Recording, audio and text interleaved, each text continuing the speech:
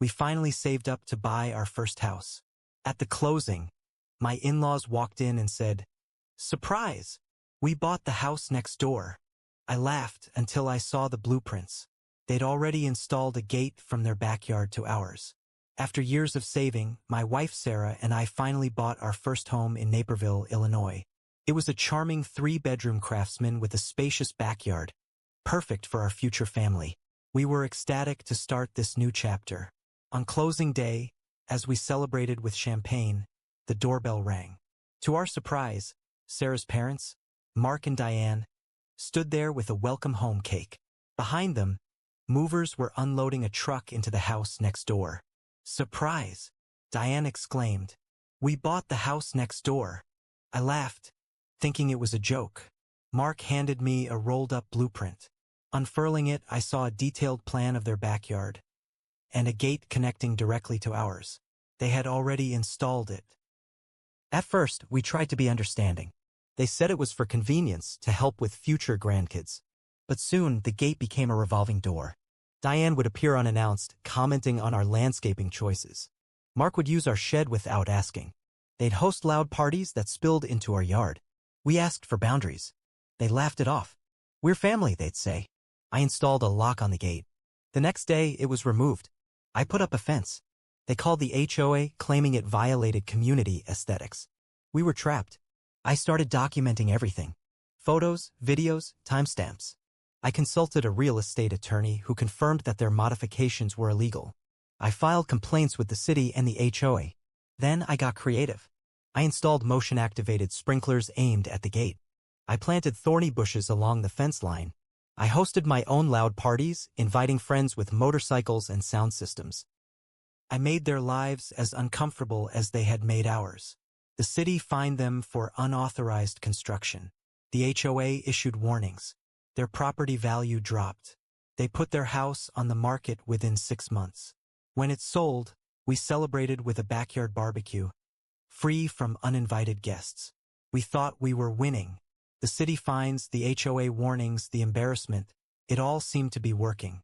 But we didn't realize how petty and vindictive Mark and Diane could be. About a week after they listed their house, weird things started happening. One morning, I walked out to find our trash bins tipped over and garbage scattered across the lawn. It looked like an animal had gotten into them, until I saw the security camera footage. It was Mark. At 3:17 a.m., he walked out in his robe, looked around, and calmly flipped our bins like it was nothing. Then he walked back like he hadn't just acted like a complete lunatic. I sent the footage to the HOA. Their response? "We'll look into it." Nothing happened. That same week, Diane started a smear campaign around the neighborhood. She told neighbors that Sarah and I were aggressive, that we yelled at her through the fence, that we were trying to ruin the community's family-friendly vibe. We found out from a sweet old couple across the street who came over with cookies and a lot of awkward curiosity. Then we noticed one more thing. Every time we left the house for more than an hour, someone had clearly been snooping around our yard. I put up new cameras, hidden ones this time, and confirmed it. Mark had a key, not just to the gate but to our shed. And apparently he had been copying it and using it to mess with our stuff. Tools would be moved, lights unplugged, small, irritating things just enough to get under our skin. I changed the locks on the shed, twice, and then bolted the inside. I confronted Mark in front of other neighbors. He denied everything, smirked, and said, "You might want to watch your attitude. This neighborhood watches everything." It wasn't just a threat. I think he meant it literally. We started noticing a silver sedan parked across from our house at random times. It wasn't one of the neighbors' cars. I took photos. The same guy inside, just sitting, watching. I told Sarah. She panicked. She didn't want to call the police because she thought it would make us look paranoid. But I knew this was bigger than a feud now. Mark wasn't just being annoying. He was obsessed with control. Then something happened that I didn't expect. The house next to us didn't sell. Mark and Diane took it off the market. When I asked why, pretending to be polite at a neighborhood barbecue, Diane gave me a look I'll never forget. She leaned in and whispered, "We're staying. We realized it's better to be close for the grandkids. We don't have kids." Sarah and I were trying privately. Only close family knew that. And we hadn't told anyone it wasn't going well. Somehow they knew. And they used it. That night, Sarah broke down crying. She felt trapped, like they were everywhere. She didn't want to go outside anymore. She hated being in our own backyard. A house we worked 10 years to afford had become a prison. We argued. A lot. She blamed me for not stopping them sooner. I blamed her for not backing me up when I wanted to take legal action. One night, she stayed at her sister's. That's when I decided I wasn't going to take this anymore. I spent 2 full weekends going through the city records. Zoning laws, HOA covenants, noise complaints, property lines, everything. I talked to a real estate agent. Then another. Then I went to the city council's public forum and laid everything out. The unauthorized gate. The surveillance. The harassment. And then I dropped the bomb. I had video proof that Mark installed the gate 3 weeks before they even closed on the house. That meant he'd broken into a property he didn't legally own. City council perked up at that. The next day, I contacted a local journalist who ran a small neighborhood watchdog blog. I gave him everything. It didn't take long. The blog post went semi-viral locally. Suburban nightmare, in-laws from hell buy house next door, install secret gate. Photos. Video clips. My written statement. All of it made public. Then the local news station picked it up. Suddenly, Mark and Diane weren't smug anymore. The neighborhood looked at them differently. HOA board meetings got tense. Someone egged their car. Diane cried in her front yard, yelling at Sarah, "How could you do this to us?" But I hadn't even started yet. For a couple weeks after the blog post went viral, things got quiet. Too quiet. Mark and Diane stopped with the trash games, the snooping, the passive-aggressive comments. They kept their heads down. It was almost peaceful again, and Sarah and I started breathing normally for the first time in months. Then the certified letter came. It was from a lawyer. Mark and Diane were suing us for defamation. They claimed we had intentionally destroyed their reputation and caused them emotional distress. They even said we cost them tens of thousands in lost home value from the failed sale, and they pinned the blog post and the local news segment squarely on us. Sarah lost it. I didn't even know you could sue your own daughter and son-in-law for telling the truth. We lawyered up fast. During the discovery phase of the lawsuit, our lawyer subpoenaed their emails and texts. And that's where everything changed. They found messages between Diane and someone named MJ. Turns out MJ was a real estate agent, the one who originally listed their house. The messages were chilling. "Diane, they'll never see this coming. Once we're next door, we'll raise the grandkids right." MJ. "You sure the gate won't be a problem?" "Diane, I have the contractor booked before closing. It'll be in before they even move in. They won't have a say." "Diane, and once they're frustrated enough, they'll move. We'll offer to buy their place at a friendly discount. Everyone wins." They planned to take our house. They wanted to drive us out, then buy the home we poured a decade into just so they could control it, too. When Sarah saw those messages, something inside her snapped. She went quiet, like cold-blooded quiet. I watched her text her sister, her brother, her cousins. Within an hour, we had a small army ready to back us up. Everyone had a story. Apparently, Mark and Diane had pulled power moves like this with other family members, just never this bold. Sarah decided to go public. She sat down with the same journalist who'd written the original blog post and gave him everything. All the emails, the gate photos, the security footage, and the lawsuit documents. A new article dropped, "In-laws from hell, the plot to steal their own daughter's home." The local ABC affiliate picked it up this time. Then a national news outlet. Then a podcaster who specialized in real estate horror stories asked to interview us. Mark and Diane became infamous. Their faces were on Reddit, TikTok, Instagram. Someone even made a dramatic reenactment on YouTube that got 1 million views. The internet dubbed Diane the Gate Mother. They dropped the lawsuit the next day.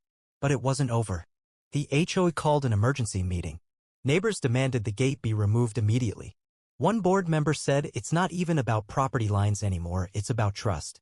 The board voted 9-0 to order its removal. Mark tried to object, yelling about family rights and legacy planning. No one cared. Contractors came the next morning. The gate was gone by lunch. Then someone tagged their fence with spray paint that read, "Family doesn't stalk family." I don't know who did it, but I didn't lose sleep over it. Just when we thought we'd finally reached peace, a knock came on our door. It was a city inspector. Mark and Diane had filed a complaint about an illegal shed extension on our property. We didn't have one. But Mark had doctored photos and even tried to claim we were using unpermitted electrical wiring. This time we were ready. I handed the inspector a flash drive with the real blueprints, city permits, and a 2-minute security video showing Mark standing on our lawn taking measurements like a weirdo in the middle of the night. The inspector left and filed a report. Not against us, but against Mark. For trespassing. Again.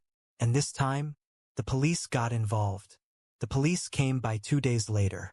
They weren't just there to ask questions. They had a warrant. Turns out that doctored photo Mark used in the shed complaint was more than just annoying. It was fraud. He'd submitted it as evidence to a city agency. That made it a crime. They arrested him on the spot for filing a false report and trespassing. Diane came out screaming, waving her phone like she was recording a documentary. This is harassment. We're the victims. But no one was listening anymore. The neighbors gathered on their porches and lawns, watching in silence. I'll never forget the moment Mark was put in the back of the squad car. Sarah didn't say a word. She just stared. Mark was charged, and although it was a minor offense, it was still on record. Diane spiraled. She went on social media rants, blaming fake news, calling the entire neighborhood toxic, even posting pictures of us with captions like, "Would you trust these people with your children?" Her last bridge burned when she showed up at a city council meeting and screamed at the mayor about backyard tyranny. That clip went viral. Again. Their family, our family, everyone turned on them. Sarah's sister blocked them. Her cousins stopped talking to them. Even Diane's own brother said, "Maybe it's time you look in the mirror." A month later, a letter arrived. Mark and Diane were moving. They offered us the chance to buy their house before they listed it. They wrote, "We feel it's only fair you have first rights. We want to restore harmony to the family. Let's put this behind us." The asking price? $50,000 above market value. That was the final straw for Sarah. She didn't cry. She didn't yell. She just laughed. A cold, bitter laugh I'd never heard from her before. Then she told me her plan. We didn't buy their house. Instead, we called a friend of mine from college, a real estate developer. He wasn't interested in buying the property to live in. He wanted to turn it into a short-term rental for visiting medical workers and traveling nurses. And we helped him do it. We gave him every detail about the lot. Helped him get through the HOA board. We backed the variance request for extended guest stays. The HOA, still furious with Mark and Diane, approved everything. By the time their house hit the market, everyone in town knew it would become a rotating door of strangers. Their listing sat for weeks. Then months. No bites. People came, saw the news articles, saw the cameras we still had up, and backed out. They ended up selling it for $90,000 below what they paid. To our friend, who then painted the entire exterior a loud, modern teal, just enough to clash with every other neutral house in the neighborhood. Mark and Diane moved to a rundown duplex 2 towns over, into a neighborhood with no HOA and no family nearby. Do I regret anything? Yes. I regret not putting up a fence the second they bought that house. I regret laughing when they showed up with that blueprint. I regret thinking we can be civil. But I don't regret the revenge. Sometimes you have to be the villain in someone else's story to be the hero in your own. Sarah and I still live in that house. We rebuilt. We planted trees. We got a dog. And that gate? Gone. But the spot where it was? We put a stone there. A little garden statue. It's a gnome with a tiny sign that says, "No trespassing." Not even you, Grandma.